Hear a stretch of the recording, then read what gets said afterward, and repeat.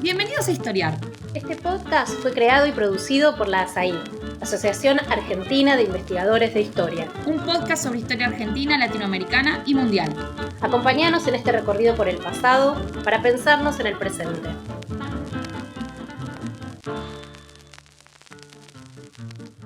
Bienvenidos a un nuevo episodio de Historiar. Soy Camila Perochena y hoy está con nosotros Carolina Barri, que nos va a hablar de mujeres peronistas. Vamos a hablar de mujeres en el peronismo. No solamente de Eva Perón, de las mujeres del Partido Peronista Femenino, de primeras damas de provincia, de diferentes mujeres que formaban parte del espectro ideológico del peronismo. Y Carolina Barri es doctora en Ciencia Política, investigadora del CONICET, profesora de la Universidad de 3 de Febrero, especialista en muchos de estos temas que hoy vamos a recorrer varias de sus investigaciones, así que bienvenida Carolina a Historiar. Muchísimas gracias Camila, un placer estar acá. Buenísimo, bueno, me gustaría que arranquemos hablando de un tema que trabajaste a lo largo de tu carrera, que es el Partido Peronista Femenino, que trabajaste en tu libro Evita Capitana, el Partido Peronista Femenino, y empecemos charlando sobre cómo y cuándo empiezan las mujeres a tener un lugar dentro del Partido Peronista. Es decir, cómo se les empieza a abrir ese lugar, en qué espacios empiezan a militar o a desarrollarse políticamente. Bueno, las mujeres, como vos bien sabés, el Partido Peronista empieza a funcionar como tal en enero del 47. En la etapa previa, digamos, en las fuerzas coaligadas que apoyan a Perón, ya había mujeres también. Por ejemplo, los centros cívicos femeninos empiezan a surgir, tenemos datos de algunos en 1944, es decir, de una forma bastante temprana. Ya luego con el avance de lo que fueron las conformaciones iniciales del peronismo y los diferentes sectores que lo fueron conformando, Partido Laborista, Independiente, Unión Cívica Radical, contaban también con sus centros femeninos. Los centros cívicos van a ser de alguna manera los antecedentes de las unidades básicas. Entonces, ya desde forma temprana están estas mujeres dentro del peronismo, que trabajaron mucho en la campaña electoral del 46, aún sin tener la posibilidad de votar ni de ser votadas. Luego, cuando Perón gana la presidencia de la Nación, estos centros cívicos forman parte de las distintas instancias organizativas del peronismo. Es así que en mayo del 46, cuando Perón decide unificar o disolver, depende de quién lo mira al tema, las fuerzas coaligadas, las mujeres también empezaron a formar parte del Partido Único de la Revolución Nacional, con las mismas problemáticas que tenían los varones. Es decir, hasta ese momento las mujeres tenían un tipo de militancia y de actividad política muy parecida a la actividad masculina. Es decir, no había una diferencia en tanto militancia. Sí, por supuesto, en la ocupación de cargos, eso desde ya. Y en términos de concepciones políticas, es decir, no había diferencias en cuanto a militancia, pero el lugar que debía tener la mujer en ese partido, ¿se creía que tenía que ser igual al de los hombres? ¿O qué lugar? ¿Cuál era la función, por decirlo de alguna manera? Exacto, todavía en ese momento las mujeres hacían como de copartícipes, nos ayudaban en la campaña electoral o luego en las formaciones iniciales, pero digamos no tenían un rol preponderante, todavía no están divididas en lo que va a ser después la división en ramas del peronismo. Entonces esto se va desarrollando a lo largo de los meses, a lo largo de los siguientes años, y tenemos un primer hito importante que es para marcar en enero del 47, cuando Eva empieza ya formalmente la campaña por el voto femenino y crea sus propios centros cívicos, que son los centros cívicos María Eva Duarte de Perón. Ella en esa época utilizaba todo su nombre para todas sus actividades. La Fundación de Ayuda Social María Eva Duarte de Perón, es decir, era un sello su nombre completo. Luego sabemos que va a derivar solo en Eva Perón o en Evita, depende de la circunstancia política. Entonces, estas mujeres que formaban parte de los centros cívicos de la etapa previa empiezan a referenciarse con Eva Perón en pos de una lucha por el sufragio femenino, pero también apoyando la incipiente campaña social de Eva, que era absolutamente incipiente en ese momento.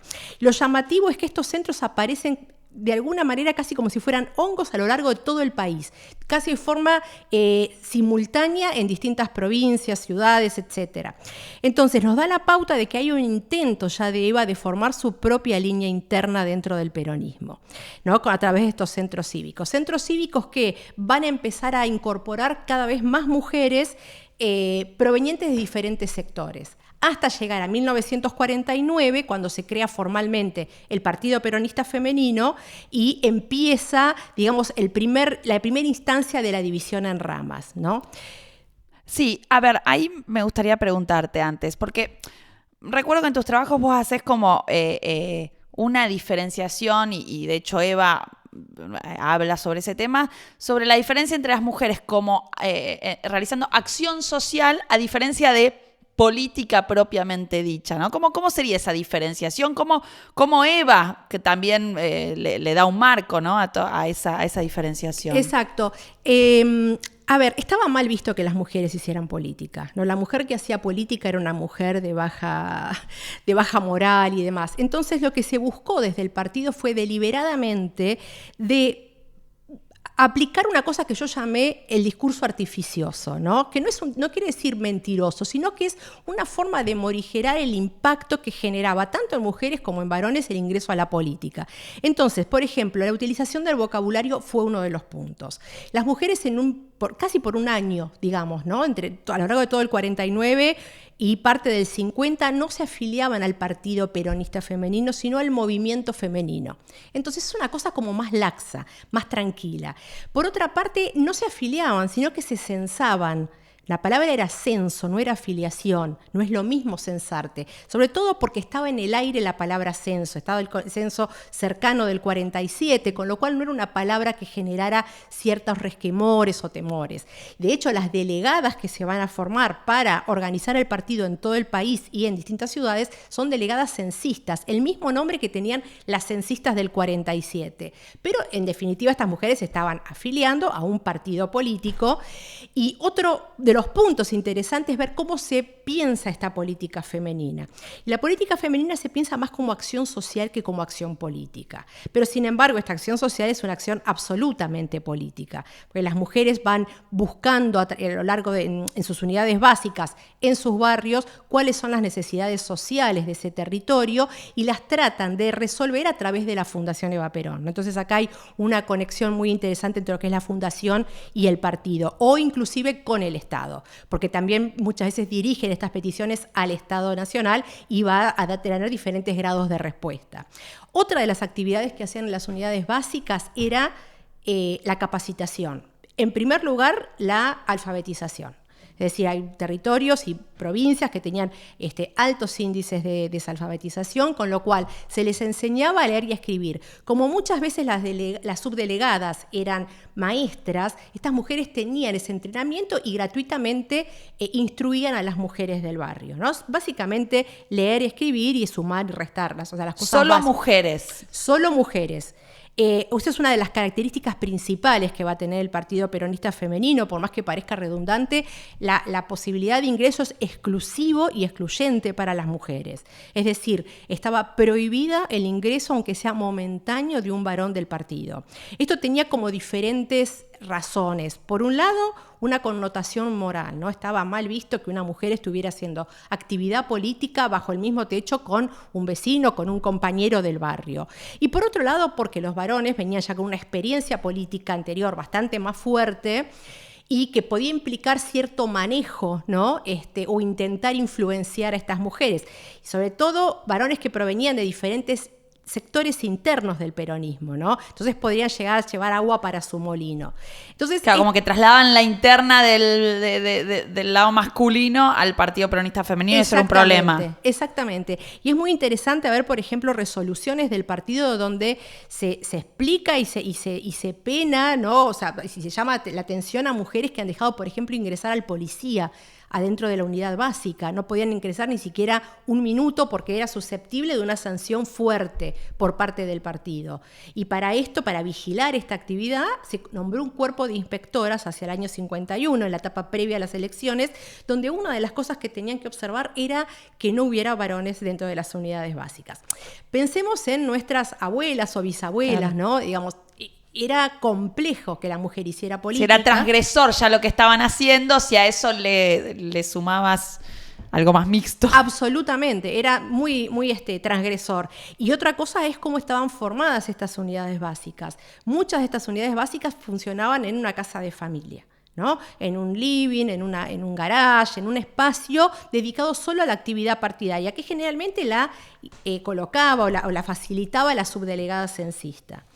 Entonces, no es lo mismo decir voy a la casa de una vecina a resolver problemas por el barrio que ir a una unidad básica del Partido Peronista Femenino a hacer política. Entonces, esa forma de morigerar, de apaciguar un poco el discurso para no generar tanta dificultad del ingreso de las mujeres, tanto para las mujeres como para los varones, ¿no? Porque había muchas resistencias para que ellas ingresaran. Bueno, de hecho quería preguntarte eso, ¿no? ¿Cómo se llega finalmente a la creación del Partido Peronista Femenino? ¿Cómo fue ahí la negociación con las otras ramas, con los hombres del partido? Es decir, ¿cómo se puede llegar a crear ese espacio? ¿Y qué dilemas o conflictos planteó, ¿no? La creación del partido? Muchos. Y esto principalmente se va a notar en las elecciones, al momento de ocupar cargos en las listas, ¿no? El partido se crea en el 49 como en la primera reunión organizativa del Partido Peronista en general, ¿no? Entonces, hasta ese momento, las mujeres, guiadas por Eva, donde también nuevamente se disuelven estos centros cívicos previos, una cosa muy parecida a lo que había sucedido con la creación del Partido Único. Hay muchas cosas que nosotros podemos ver en paralelo entre la construcción política de Eva y la construcción política de Perón. Es como que ella, al haber sido una testigo inigualable, ¿no?, de cómo es esta transformación del militar en político, ella va copiando, ¿no?, y haciendo las mismas escalas en su construcción política. Entonces, bueno, también se disuelven estos centros cívicos. Y lo que se resuelve en esa asamblea de julio del 49 es crear un partido femenino con la conducción única de Eva Perón. Y ella luego nombra 24 delegadas, una por cada provincia, territorios y capital federal, estas delegadas censistas, que a su vez van a organizar el partido en cada una de las provincias.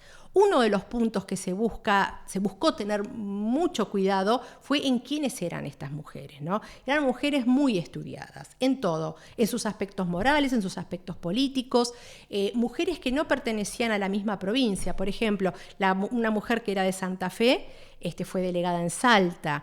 Una mujer de Capital Federal fue a Santa Fe. Eso es una diferencia con el partido masculino. Claro, ¿y por qué se hacía esto? Bueno, creo que una de las cosas principales y que ha atravesado al peronismo en toda esta primera etapa es diferenciarse de la antigua política y en especial con las políticas de caudillos. La formación de caudillos o de caudillas era una cosa que el peronismo busca desterrar en todo este periodo y se hace mucho hincapié desde la presidencia del partido, y entonces la idea de que no tuviese una base electoral en las provincias que les permitiera generar un espacio propio de construcción.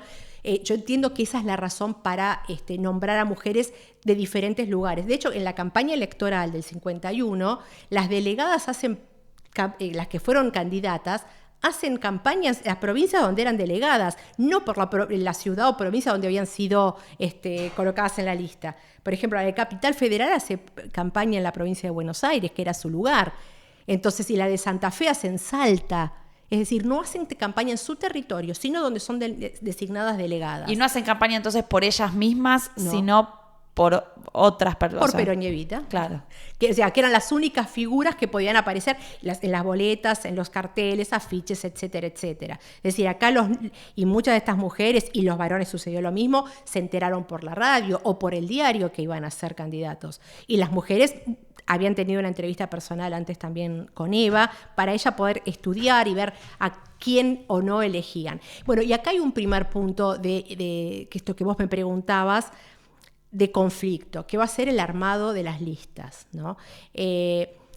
Nosotros hay que pensar que Perón ya en el año 51, en la segunda reunión de gobernadores, él planteó ahí la necesidad de que las listas estuviesen integradas en forma proporcional por cada una de las ramas, es decir, un 33%, ¿no? Esto generó numerosos conflictos al interior, sobre todo de la rama masculina, que consideraban que la potestad de los cargos tenía que ser absolutamente para ellos. Entonces, estos problemas se van a dirimir específicamente en lo que es el ámbito legislativo, tanto nacional, provincial, como en las convenciones constituyentes de las nuevas provincias. Porque a cargos ejecutivos las mujeres no van a ocupar ninguno y no van a ser presentadas para ningún cargo ejecutivo, ¿no? La única opción o posibilidad hubiese sido Eva en la candidatura a la vicepresidencia, pero sabemos que eso quedó en la nada, que fue truncada esa posibilidad.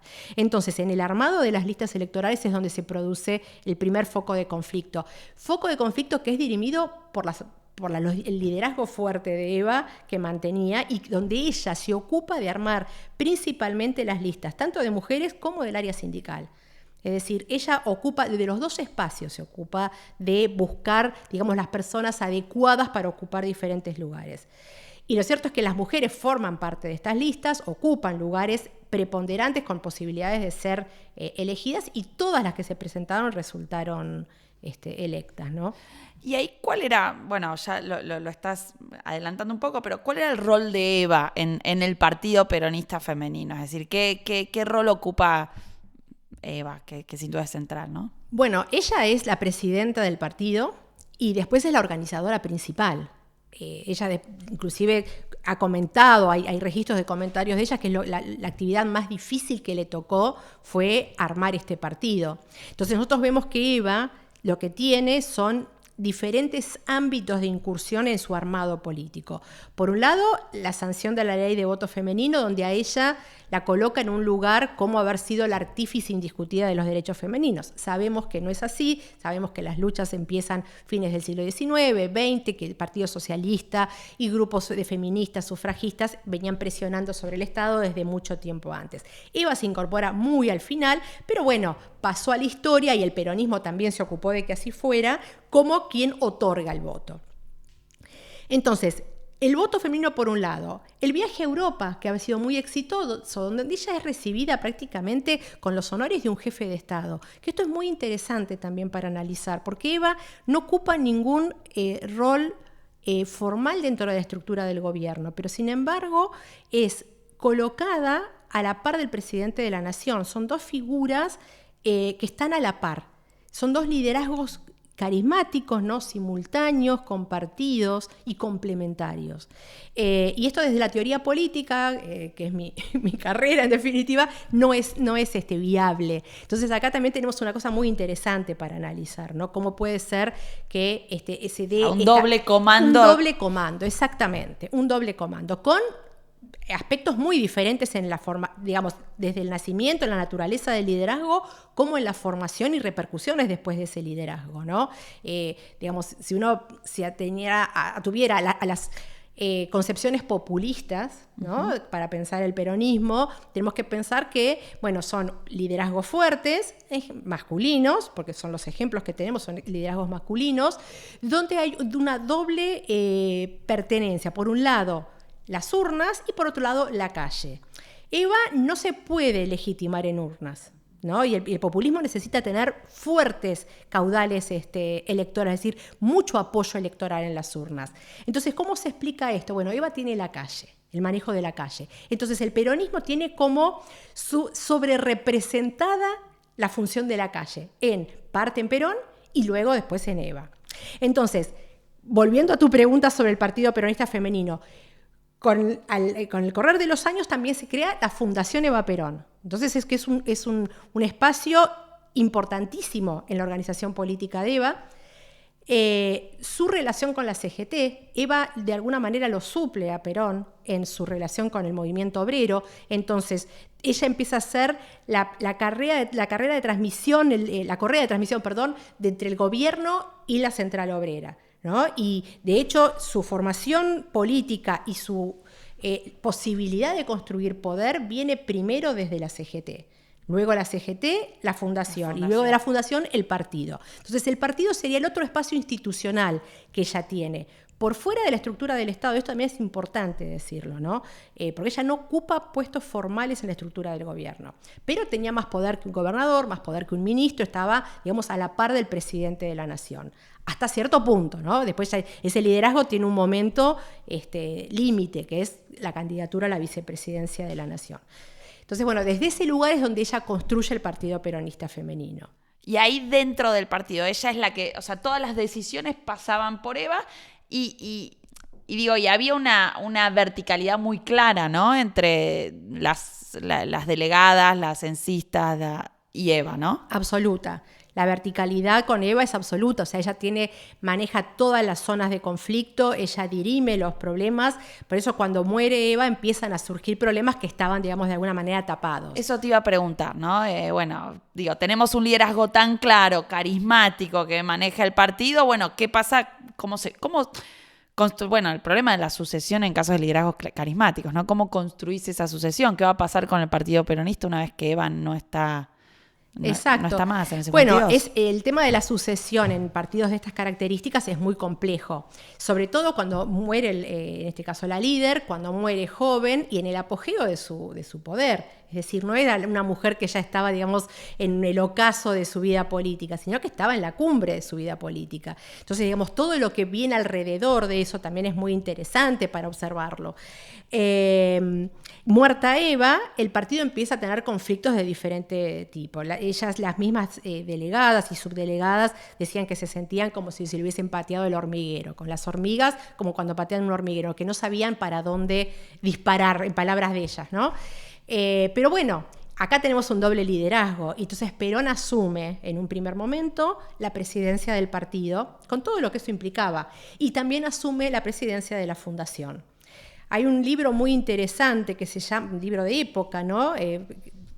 Publicado por la Secretaría de Prensa y Difusión de la Presidencia, que se llama El mismo amor, la misma lucha. Entonces, digamos, al morir Eva queda vacante, ¿no? Digamos, esta herencia política, ¿quién se iba a hacer cargo de esa herencia política? Bueno, acá hay una disputa muy interesante con la CGT, que tiene el mismo Perón, ¿no? Porque la CGT de alguna manera quiere quedarse con esa política. Pero entonces publican este libro, entre tantas otras cosas, como para mostrar simbólicamente que las mismas actividades que hacía Perón las hacía Eva. Entonces se ve a Eva, por ejemplo, entregándole a unos viejitos un subsidio para algo o inaugurando algunas instituciones de la fundación, y se lo ve en la página del costado, la misma foto, Perón haciendo exactamente lo mismo. Entonces acá te da la pauta de que Perón empieza a hacerse cargo absorber todas las actividades de Eva, así como ella en un primer momento empieza a absorber las actividades de Perón en su relación con el movimiento obrero especialmente. En una segunda etapa es él el que absorbe las actividades de ella. Pero bueno, esto duró poco tiempo porque era muy difícil. También hay un límite físico, ¿no? Exactamente. ¿Cómo empezás a delegar? Podés tener el liderazgo carismático, pero de alguna manera delegar la tarea diaria que implica, no sé, hacerse cargo del Partido Peronista Femenino, de la Fundación. Absolutamente. Y bueno, y acá también entra a jugar parte lo que es una nueva estructuración del movimiento peronista, ¿no? Que empieza de a poco a armarse una cosa bastante novedosa que estoy investigando ahora, que tiene que ver con la formación de los comandos tácticos y estratégicos. El Partido Peronista Femenino va a formar parte de ambos comandos. El comando estratégico estaba formado por Perón y la cúpula de cada una de las tres ramas, ¿no? El secretariado general de la CGT, el presidente del Partido Peronista, es decir, TESER, y la presidente del Consejo Superior del Partido Peronista Femenino, que va a ser Delia Parodi. Este Consejo Superior se va a crear a fines del 53, principios del 54, y lo que intentó es darle una organidad, una forma de organización nueva al Partido Peronista Femenino. Hasta ese momento el partido era Eva y una dirección nacional que no tenía ningún tipo de poder, era más que nada para los papeles, para haberse podido presentar en las elecciones y demás. Pero a partir del 54 ya empieza a funcionar el Consejo Superior del Partido Peronista Femenino, con Delia Parodi y con un grupo de legisladoras que van a ocupar diferentes puestos dentro de la estructura del Consejo Superior. Bueno, este Consejo Superior empieza a funcionar en el 54 y se hace cargo también de las listas para completar las listas con nombres de mujeres susceptibles de ingresar a los distintos parlamentos, ¿no? Nacionales, provinciales y demás. Y le toca también un momento muy álgido, que es la reestructuración del partido, donde se empieza a burocratizar, y ahí la teoría política señala este punto, ¿no? Que una organización de tipo burocrática, carismática, deviene o en su desaparición o en la organización de una estructura absolutamente burocrática. Bueno, es lo que sucede con el Partido Peronista Femenino. Inclusive hasta los términos que se empiezan a utilizar son muy llamativos. Por ejemplo, no se habla de las delegadas o subdelegadas, sino que se habla del personal del partido, ¿no? Como si fuesen miembros de una estructura administrativa del Estado. Que acá también hay que señalar algo. Estas mujeres, en su gran mayoría, tanto las delegadas como la mayoría de las subdelegadas, tenían un puesto dentro del Estado, ¿no? Del gobierno. Ya sea las maestras estaban adscriptas después al partido. O sea, acá hay una cosa que es muy interesante, porque las adscripciones no pueden ser a un partido político, puede ser a otra dependencia del Estado, pero figuraban con esa denominación. De hecho, cuando Adelia Parodi tiene que declarar en la comisión investigadora del 55, a ella le preguntan, ¿y usted dónde estaba asignada? Yo estaba adscripta a la señora, dice. O sea, ella estaba adscripta ya ni siquiera al partido, ella estaba adscripta a Eva Perón, como si fuera una institución en sí misma, ¿no? Entonces, acá esta relación Estado-partido es muy interesante también, ¿no? Para observarla. Y cómo este partido empieza a burocratizarse, ya sea con estas denominaciones e inclusive en sus funciones, y en la cantidad de comisiones y secretarías que se van armando, de alguna manera para suplir este poder de Eva y esta capacidad que tenía Eva organizativa y de armar y ella misma dirimir diferentes áreas dentro del partido. ¿Y ahí quién pasaba a dirimir? ¿Era Perón el que pasaba a tomar las decisiones más importantes que antes tomaba Eva en esta nueva estructura burocratizada del partido? Perón está siempre por arriba. O sea, Perón, inclusive en esta época hay un discurso que es secreto en realidad, porque es en la conferencia de gobernadores, él se presenta como la figura del Padre Eterno. Ni más ni menos. Entonces él está por arriba de la estructura, pero y de él dependen las tres ramas del movimiento. En un primer momento sí, él se ocupa, ¿no? Muerta Eva, enseguida se ocupa él de dirimir todos estos espacios y de los conflictos y demás. Pero después ya es Delia Parodi, ¿no? La persona, digamos, que probablemente es la mujer más importante después de Eva dentro del peronismo femenino, ¿no? Y aparte de Delia, con otro grupo de legisladoras, y esto es muy interesante, ella va a ser no solo diputada nacional, sino que va a formar parte de la estructura directiva de la Cámara de Diputados. Se va a ser vicepresidenta segunda y vamos a tener lo mismo en el Senado con Hilda Pineda. Y lo mismo se va a replicar en cada una de las legislaturas provinciales. Entonces, esta idea del tercio, ¿no? que surge, primero Perón lo plantea en el 51, y se puede ir implementando de a poco por diferentes razones. Por un lado, las dificultades organizativas propias del Partido Peronista Femenino, que no estaba armado de la misma manera en todas las provincias y territorios.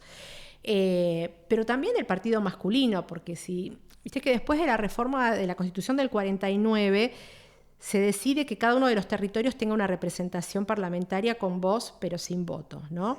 Entonces tenía que enviar 1 o 2 delegados al Parlamento, a la Cámara de Diputados, de acuerdo a la cantidad de habitantes que tuvieran.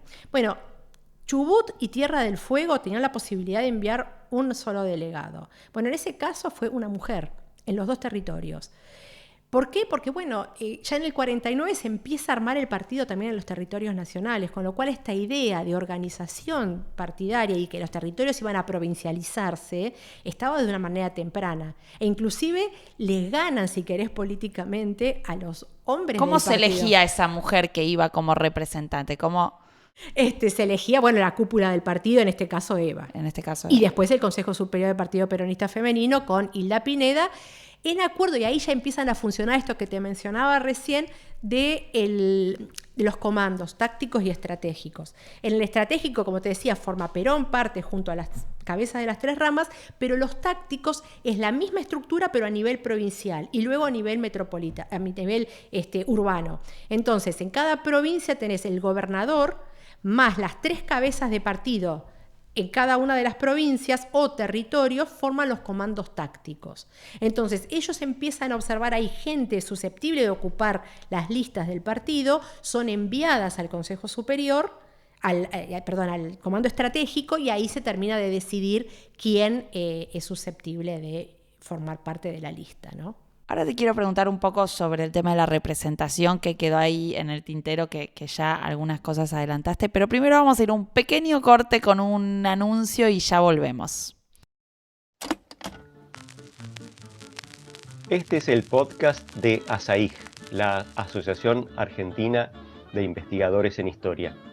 Te invitamos a asociarte y a seguirnos en las redes, en Twitter, en Facebook e Instagram.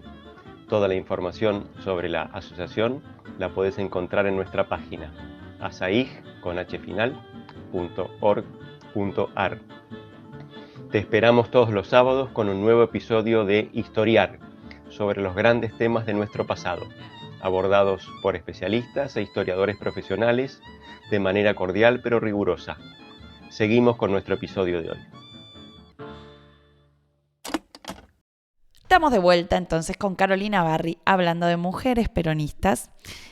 Y algo habías adelantado, y ahí dijiste este dato que me parece buenísimo, que es que se mandan que en los territorios donde se envían representantes, en algunos que se envía un solo representante, ese representante es mujer. Entonces, me gustaría preguntarte específicamente por la representación, es decir, después de que se conforma el Partido Peronista Femenino, está el sufragio femenino, ¿cómo va a cambiar la representación en las cámaras? Es decir, ¿qué cambios trae aparejados para la política? ¿Cómo se ve reflejado esto en las cámaras nacionales, pero también en las provinciales? Porque vos has trabajado, bueno, cómo cambia la composición, ¿no? Entonces... Sí, bueno, es un tema muy interesante ese para abordar, ¿no? Las consecuencias de la ley de voto.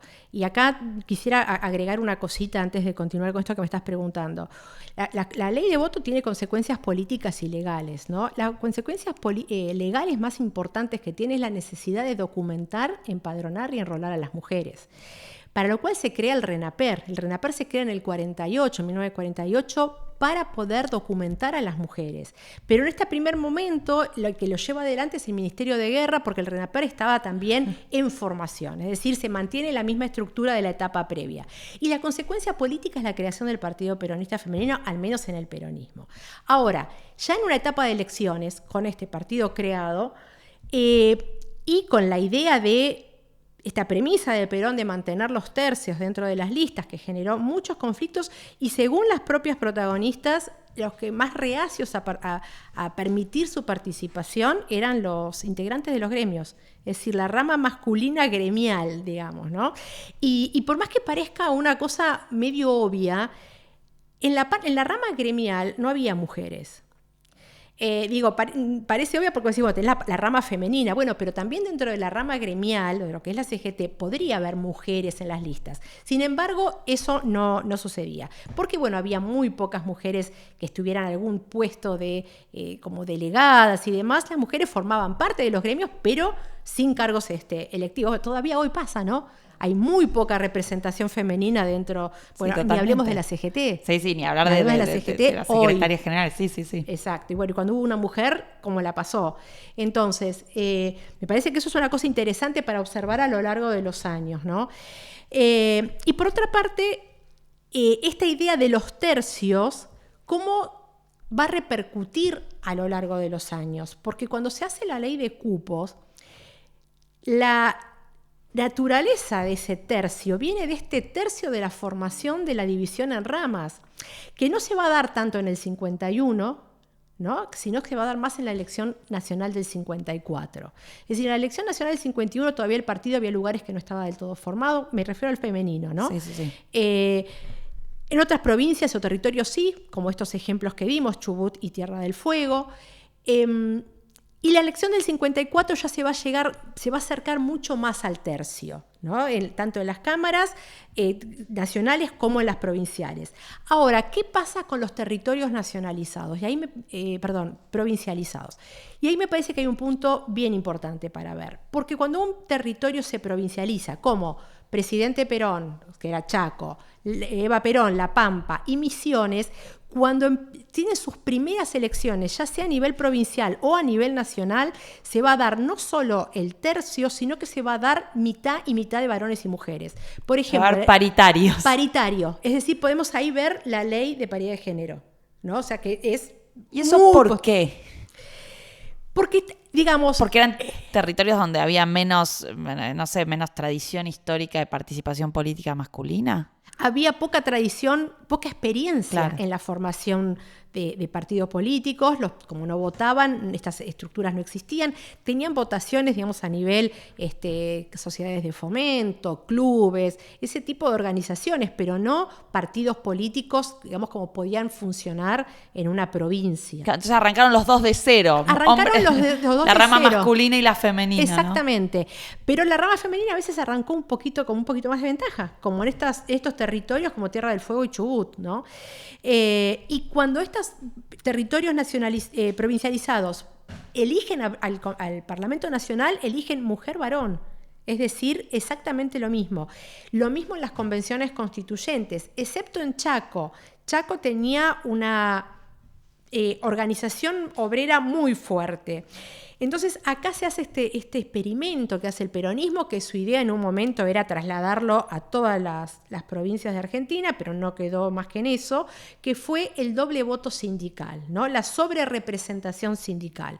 Entonces, para las elecciones de la legislatura chaqueña, los votantes iban a votar, digamos, con dos urnas. Una por las asociaciones profesionales, pero que donde solo se presentaba el sector obrero, y otra como en tantos ciudadanos. Entonces, en la lista por asociaciones profesionales, sector obrero, solo varones.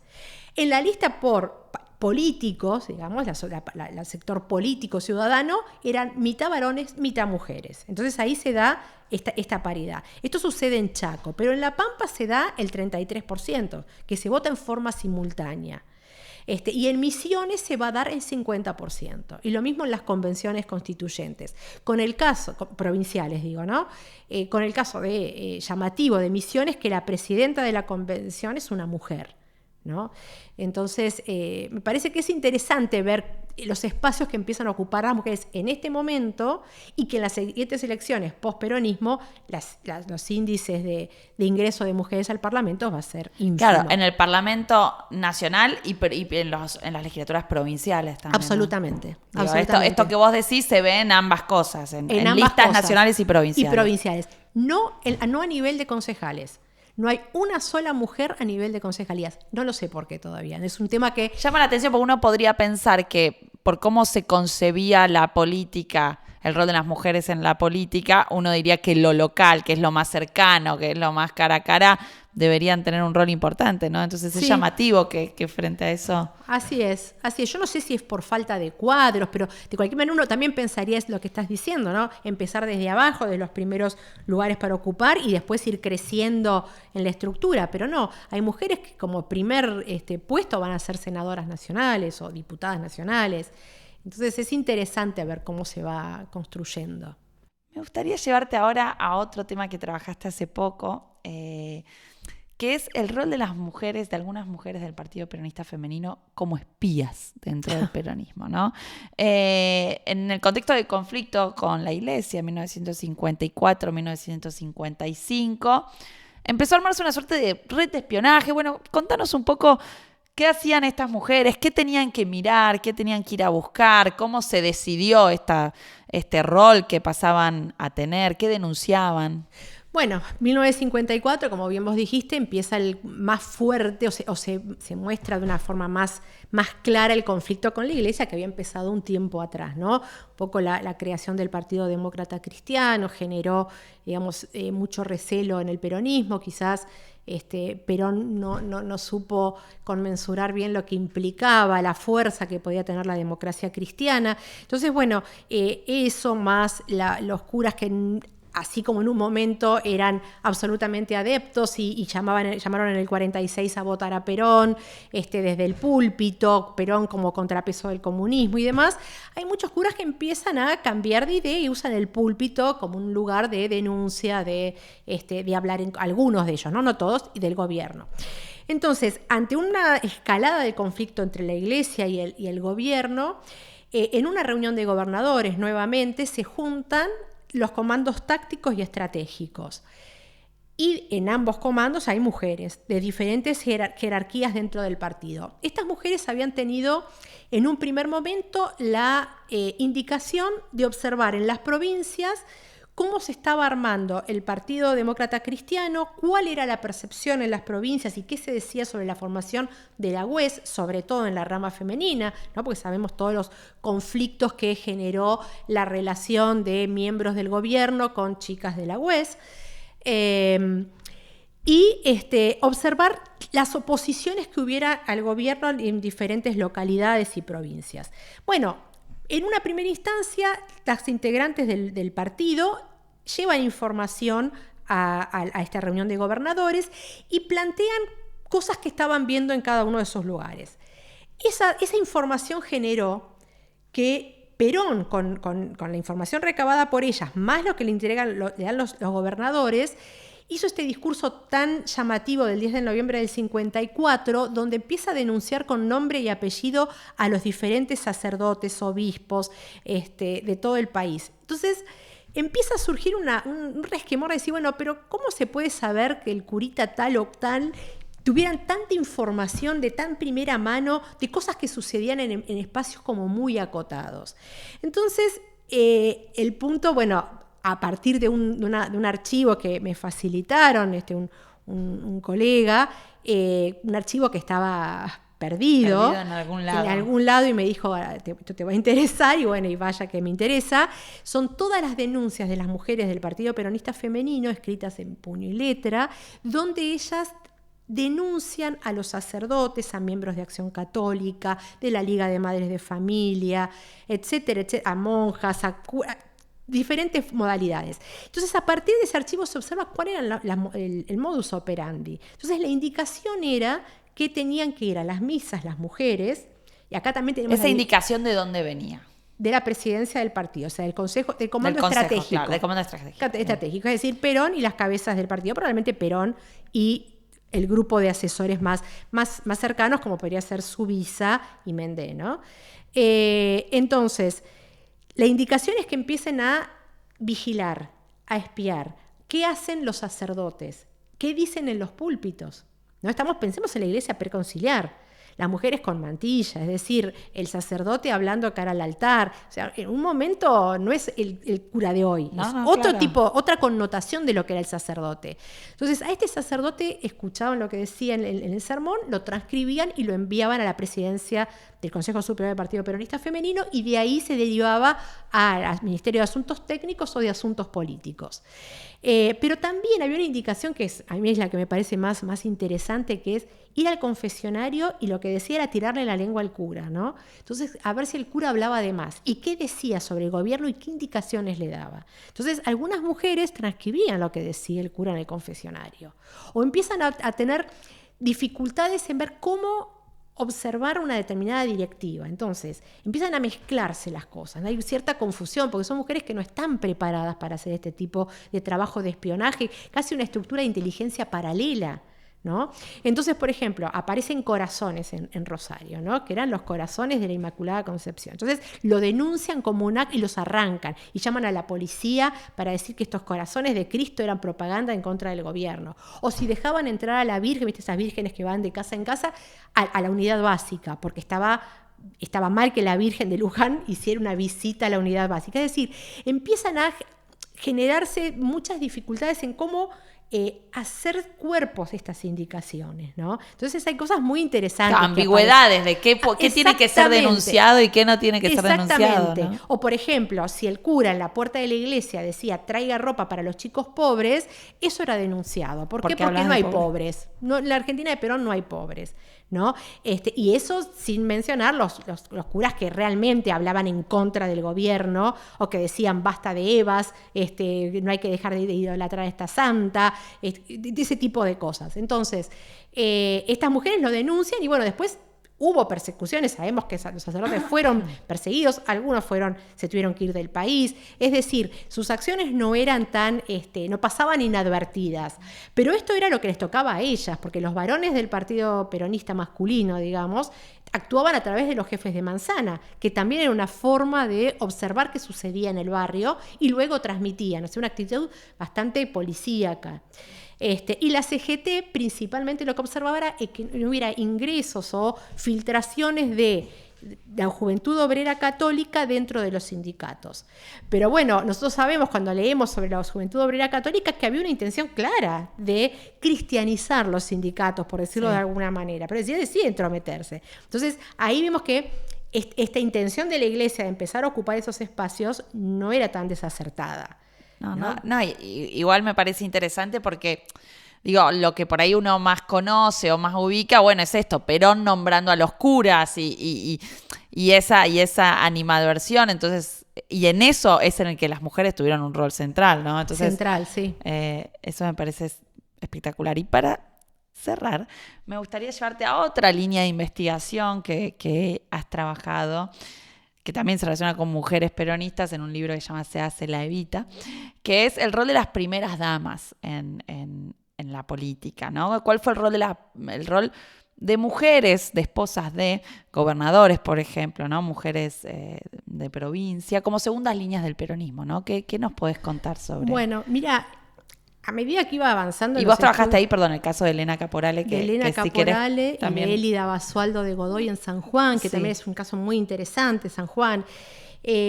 Bueno, a medida que iba avanzando en las investigaciones me encontraba con las esposas de gobernadores, de ministros, mujeres que empezaban a tener un trabajo territorial muy parecido al de Eva, a la par, en el mismo momento de Eva. Te estoy hablando 1946 finales, 47, 48. Es decir, mujeres que a partir de su rol de esposas aprovechaban y hacían acción social y acción política. La acción política, primero, para la propia línea interna de sus maridos, ya sea gobernadores, ya sea un intendente, ya sea un ministro.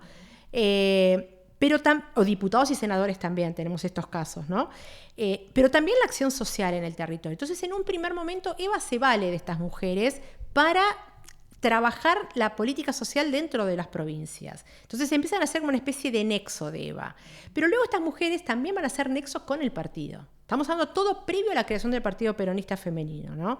Entonces estas mujeres también formaban parte de los centros cívicos, tenían los centros cívicos que inclusive llevaban su nombre, con lo cual sabemos que en una estructura como el Partido Peronista esto es complejo. Y se animaron a ponerle su nombre. Se generaba cierta competencia. Absoluta. Total.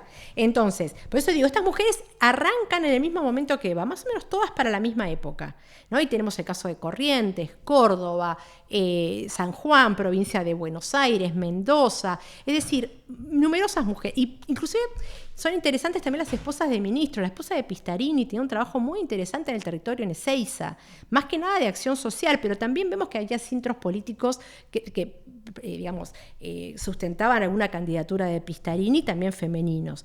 Entonces, estas mujeres que, insisto, surgen a la par y empiezan en el mismo momento que Eva, van a tener un fin muy claro, que es la creación del Partido Peronista Femenino. Ellas van a la Asamblea Organizativa y al Teatro Cervantes, llevan a sus propias mujeres, seleccionan a las mujeres que tienen que ir a esta asamblea y después van a ser ellas las que vuelven a sus provincias o a sus ciudades, como sea Bahía Blanca, Junín y tantas otras, a descabezar a los centros cívicos femeninos, los que inclusive ellas mismas comandaban. Y estas mujeres a partir de ahí quedan fuera de la estructura del partido. No van a tener ninguna opción en la parte de organización. Inclusive hay testimonios. O sea, no pueden hacer su carrera propia. No, quedan afuera, totalmente afuera. Inclusive hay testimonios de delegadas censistas que dicen que Eva les decía, no nombren ni a las esposas de ministros, ni de diputados, ni de senadores, ni del gobernador. Acéptenle todos, dice, pero ustedes, dice, a ellas no las nombran en ningún cargo.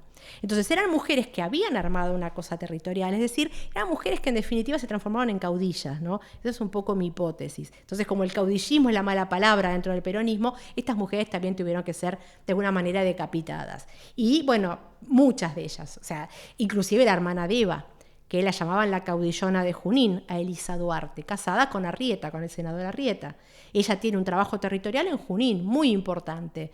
Y bueno, en la asamblea de creación del partido, Elisa se excusa el segundo día por enfermedad, no podía asistir. Pero el último día aparece firmando que la única presidenta y autoridad del partido es Eva. Y bueno, ella después en Junín tiene que también desmembrar a sus propios centros cívicos. Es decir, no había miramientos familiares de ningún tipo. Y el caso de Elena Caporale y la de San Juan, que no me acuerdo el nombre. Elida Basualdo de Godoy. Cierto. Que es muy interesante, porque bueno, Elena Caporale es la esposa de Mercante, ¿no? Pero al mismo tiempo Mercante, que era muy mujeriego, tenía otras relaciones. Una era con Isabel Ernst, que era la secretaria de Eva, que había sido secretaria gremial de la presidencia. Entonces, ¿por qué cuento esto? Porque de alguna manera Mercante se vale de estas dos mujeres, tanto de Elena Caporale como Isabel Ernst, como para acercar o para tenerla ciertamente vigilada a Eva. Recordemos que la principal competencia de Eva va a ser Mercante y de Mercante va a ser Eva. Entonces, un poco la que le da el punto final a la carrera política de Mercante es la misma Eva. Entonces, él con este trabajo de sus mujeres, Elena e Isabel, de alguna manera la tenía vigilada de cerca a Eva. Isabel estando día entero con Eva. Y Elena Caporale con la formación de los centros femeninos y de la acción social de la gobernación de la provincia, que era muy importante. Imagínate, la provincia de Buenos Aires enorme, entonces con el nivel de expansión que tenía esta acción social provincial era sustantiva. Entonces, bueno, Elena también va a dejar de tener cualquier tipo de actividad a partir de 1950, cuando Mercante decide refrendar su gobernación y no aceptar la cláusula transitoria de la reforma de la Constitución, donde su mandato se prolongaba hasta el 52. Entonces, cuando Mercante gana con el 63% de los votos en la provincia de Buenos Aires, es el fin también del mercantismo, pero también de Elena, que coincide también con la creación del partido y la puesta en marcha. Entonces, y en San Juan, que me preguntabas por Elida Basualdo es un caso súper interesante. ¿Por qué? Pues es una mujer de alta sociedad, Elida Basualdo. Los Basualdo y los Godoy, sobre todo los Godoy, formaron parte, los Ruperto Godoy, vos los encontrás en el siglo XIX y todavía hoy. Hay un senador nacional que se llama Ruperto Godoy, que es por el peronismo. Es decir, los Ruperto Godoy han atravesado la política sanjuanina desde el siglo XIX. Y Elida estaba casada con un Ruperto Godoy, también que fue gobernador de San Juan. Y ella también va a tener la primera experiencia de formación del Partido Peronista Femenino 2 años antes inclusive de que se creara el Partido Peronista a nivel nacional. ¿Por qué? Porque el Consejo Superior, luego de la ley de voto, dice, bueno, sería interesante que se arme en las diferentes provincias las instancias femeninas. Y bueno, ella se hizo eco de eso y lo armó. Bueno, después también dejó de existir esa estructura a partir de 1949 con la creación del Partido Peronista Femenino propiamente dicho. Y después es interesante ver cómo son los devenires de estas mujeres, ¿no?